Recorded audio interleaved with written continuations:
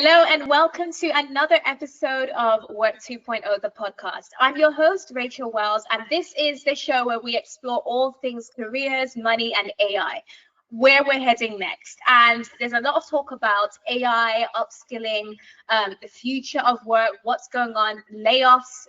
This year has been unprecedented when it comes to layoffs since the pandemic, and a lot of people are worried. And every day I receive emails and LinkedIn DMs from people saying, what's next for me, Rachel? How am I going to survive amidst all these layoffs? What am I going to do with myself, my career, my job, my finances? And so in today's podcast, today's episode, I'm really excited because we're going to get the answers right from the horse's mouth, so to speak. I have none other than Greg Hart here with me on the podcast. He is the CEO of Coursera. Nice to have you on the show, Greg. Thank you so much, Rachel. Thrilled to be here with you. Absolutely, absolutely. So first, for those of people out there who they know more about Coursera than they know more about you, tell us more about yourself, your background, and kind of what led you to Coursera. Sure. So I joined Coursera as CEO in February, so I'm about 7 months in now. Prior to Coursera, I have had a long career in technology. I spent 23 years at Amazon in a variety of different roles. One of the highlights was Jeff Bezos asked me to take a 2-sentence idea and turn that into a product. That product was Alexa and Echo. So I led the creation and launch of Alexa and Echo from the ground up. Also led Prime Video and scaled that into a global streaming leader. So those are a couple highlights from my time at Amazon. And what really attracted me to Coursera was the opportunity, first of all, the mission, obviously, of Coursera to provide education and access to world-class education to people around the world is incredibly compelling. And I think has never been more necessary than today, given the unbelievable pace of change that is unfolding in the world. But also I felt there was a real opportunity to dramatically improve the business by doing a better job of focusing on our customer sets. So our primary customer set obviously is learners around the world. And by innovating faster for our learners, I felt there was a real opportunity to deliver not just more impact from a mission perspective, but also better business results.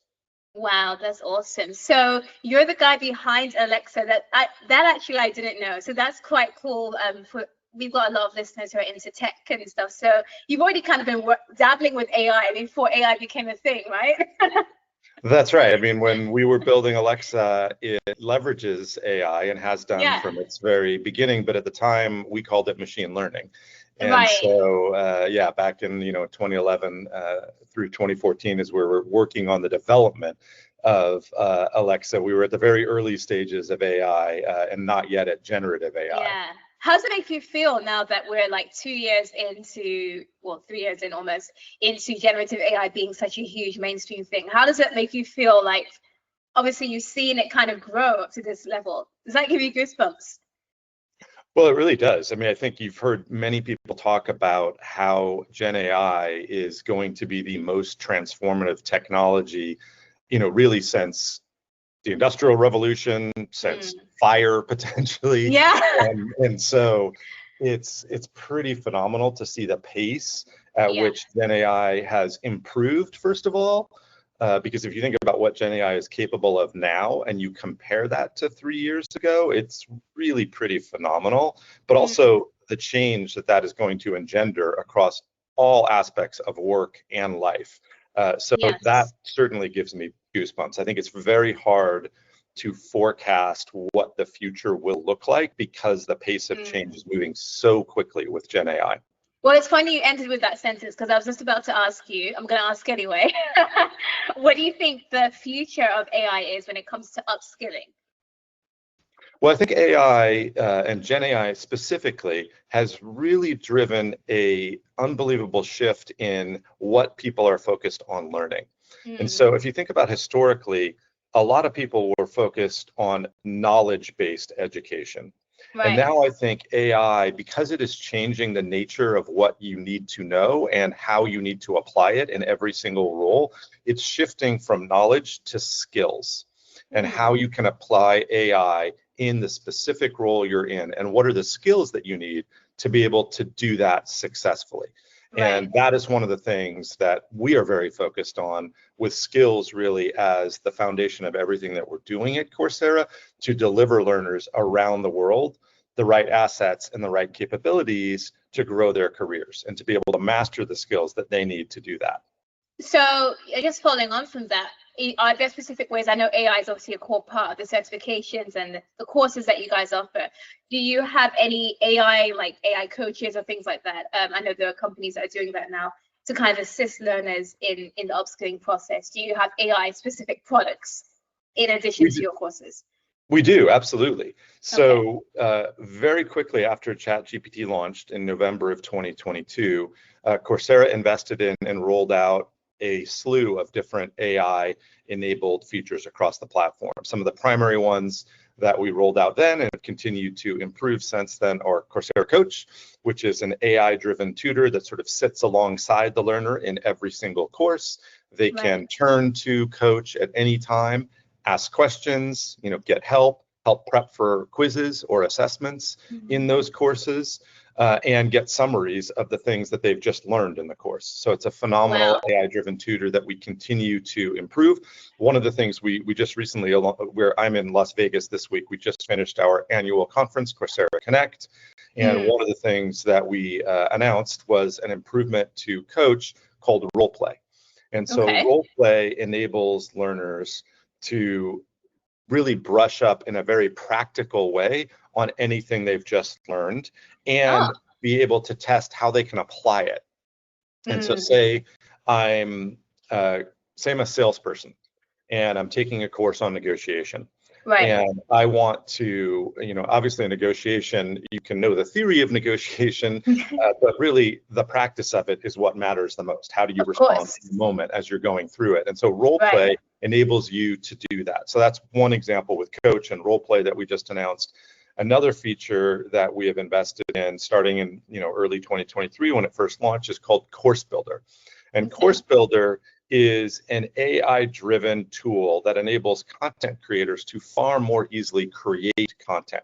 So we rolled it out in 2023 for our enterprise partners. And what that enabled them to do is to marry the amazing course catalog that we have on Coursera from world-class trusted university and industry partners. So, folks like Stanford, Penn, Michigan, Yale, et cetera. And then also on the industry side, you've got Google, Microsoft, IBM, Amazon, AWS, et cetera. And they can marry that content with their own internal content. And so then they can create, very much well-tailored programs for their workforce, whether that's in a functional role or it's, enterprise-wide. And it makes the process of creating those courses incredibly fast. And we recently announced this week that Course Builder is now available to our university and industry partners. And so they're able to benefit from all of that AI-driven tooling to make it far easier for them to create content on our platform, and also for their students and for their faculty as well. That's amazing. That's really cool. So speaking of the conference that you're in right now in Las Vegas, skill tracks. Tell me more about skill tracks, and specifically, like, this is something new that's come to Coursera. What exactly is it? How will this benefit learners? So skill tracks really comes out of the recognition that because of the pace of technological change driven by Gen AI and how that's impacting every role across every company in the world, that organizations have an unbelievable need to deploy technology to help their workforces adapt and keep pace. And so there's stats from World Economic Forum that 6 out of 10 global workers are going to need reskilling within the next 5 years. And then you marry that with stats that are coming from enterprise. 63% of global employers identify skill gaps as the biggest barrier that they have organizationally to business transformation. Skill tracks is really meant to address those symptoms. And so what it does is it delivers a very tailored data-backed learning experience that's built around occupations and job tasks. and it looks at the skills that are needed in different occupational families and different roles within those families at different levels. And then it maps that to the specific content on Coursera coming from world-class trusted universities and industry partners, and gives you a map basically for any one of those track that you can follow. It's all powered by Coursera's Career Graph, which is an underlying foundational asset that we have built over the years that processes more than 2 million data points from both external organizations like Lightcast, as well as global skills frameworks, and then connects the dots between jobs and content. So let me get this right, just to make it easier for the listeners to understand. So let's say, for example, I wanted to get a role in, going back to negotiation, let's say in sales, right? Or let's say I already work in sales. Perhaps the skills track would connect me to courses in CRM, like, customer relationship management, and also connect me to courses in negotiation. So in multiple skills within my role, that it would connect me to courses for those skills. Is that right?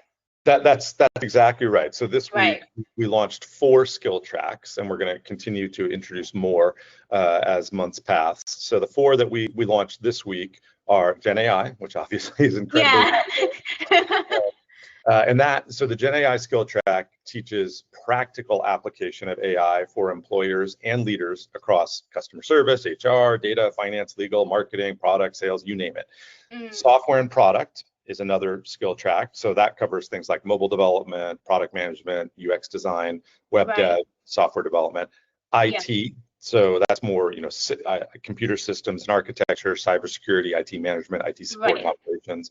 And then the 4th skill track is data. So developing critical skills in data analysis, data engineering, data management, AI, machine learning, et cetera. So those are the first 4, but they do exactly what you just described. Say you're a product manager and you want to learn, okay, well, how can I, given that AI is impacting the way that products get built and prototyped, how do I understand how to leverage the tools that are now available to me to be more effective at my role? And you can map that directly to the content on our platform that does that, and you can have a little ladder that you can move up, a track literally, that you can move up to gain those skills. I see. That makes a lot of sense. And so, okay, so with when it comes to these skill tracks, obviously I know this is based on data that Coursera has gathered, a lot of labor market data that you guys have gathered. So I'm wondering, because I know soft skills, well, we don't really refer to them as soft skills, power skills or human skills. Those skills are very much needed in the workforce, like critical thinking, analytical thinking, leadership, problem solving, those sorts of things. Are they also included in the skills tracks, or is skills track just focused on the technical aspects of the role? No, it definitely also includes soft skills as well. And so, obviously it will depend a little bit on the role. How much we would recommend sort of courses that address soft skills versus, very technical skills. But one of the interesting aspects of role play is that role play enables you to, effectively get practical hands-on practice of any given skill, whether it's technical or soft. And with our labs and our assessments, it really gives a way for learners to develop verifiable mastery of those skills. Not just, I watched a video, consumed some knowledge, but I can actually demonstrate that I can apply it. And so one of the things that we're very focused on with skill tracks, because we've heard this very much, not just from our enterprise customers, but from our learners as well, and also from universities, it's really critical that they are able to get verifiable skill credentials, not just, this person took that course. And so we're very focused on leveraging AI to verify actual mastery of the skill, not just exposure to it. That's really important. I'm glad you highlighted that, Greg, because one of my recent Forbes articles, I think it was an article I wrote last week, and I was talking about how to write a resume once you've been laid off. And one of the things I mentioned is, include certifications in your resume, but don't just dump them in. Don't just say, I just completed. Show some tangible results, like what projects did you complete? Something that goes beyond, it's a checkbox, I just completed it.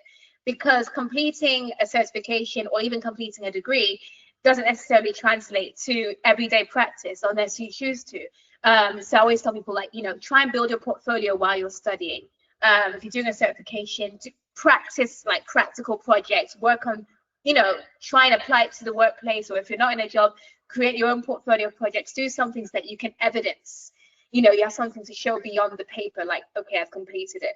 Because I'm noticing a lot of employers want results. They don't care so much about the paper. Okay, like, what can you do? So Exactly. I'm glad you mentioned that. And just out of interest, some people may be wondering, with Coursera, I know that there used to be a financial aid option for people who couldn't afford the courses at all, where they could get it for free or at a reduced price. Number one, is that still around? Because I'm not seeing that so much now. And number two, if it is still around, is Skills Tracks part of that, or is Skills Tracks just for the paid subscribers? Number one, yes, it is still around. We still Okay. provide financial aid for those who aren't able to afford the full course. SkillTracks right now is available for our enterprise customers and their workforces, but we will be launching a consumer-focused version of SkillTracks over time. Okay. And one of the things that we do have on the platform is called learning paths, and this is available, across both our consumer and our enterprise. And really, SkillTracks is just a more tailored learning path, effectively, for those 4 specific areas I just mentioned. But we want to do the same thing on the consumer side. And on the consumer side, one of the things that we find individual learners, not surprisingly, when they come to our platform, oftentimes they don't know exactly what they want to learn.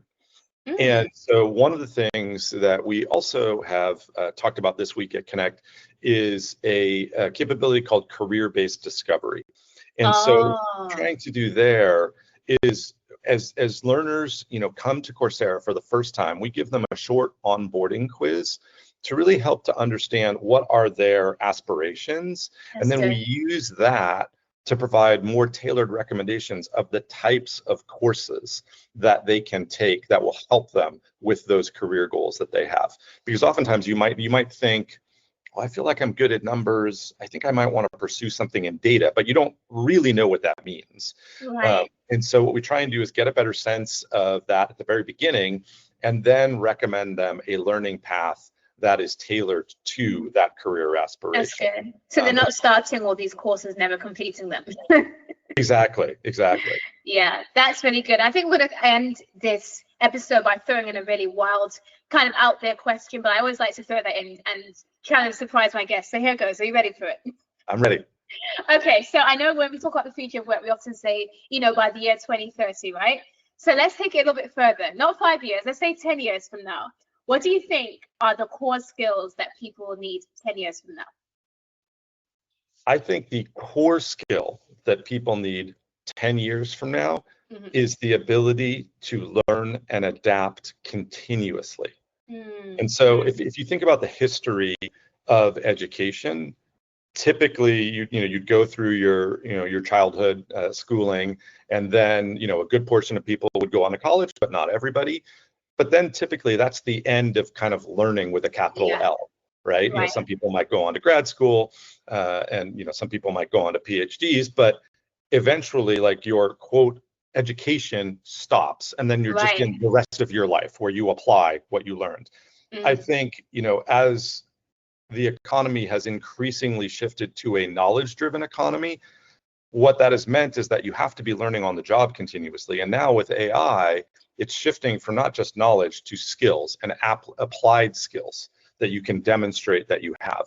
And so I think that, in 10 years' time, if you're not somebody who is continuously learning all the time, I think you really face a real risk of being left behind in the job market because of the pace of Gen AI and the changes that it is creating across every aspect of work in every different domain. One of the things actually that we just announced this week that I'm really excited about is a partnership with Anthropic. And so Anthropic is now going to be creating courses on Coursera that teach people how to use AI safely and effectively. Because obviously, that is a real concern that people have. And so, and that's their focus anyway. Sorry, can you hear me?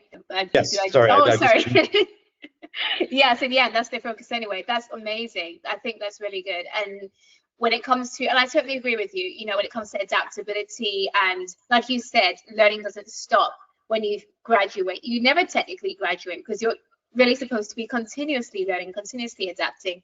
And I can only imagine that if you'd thought that, you know, for Gen Zers, for example, if they thought that their career development ended with graduation, can you imagine, for example, 10 years from now and the pace of how the workplace is going?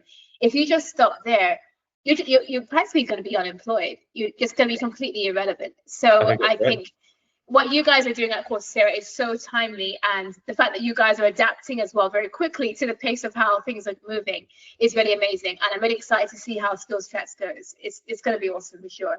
Thank you so much, Greg, for being on the podcast. And for those of you who are watching and listening, don't forget to tune in and listen back to the other episodes and share this with a friend. Like, rate this show on Apple, Spotify, wherever you're listening, comment, and don't forget to definitely follow this podcast. And I'll see you in the next episode.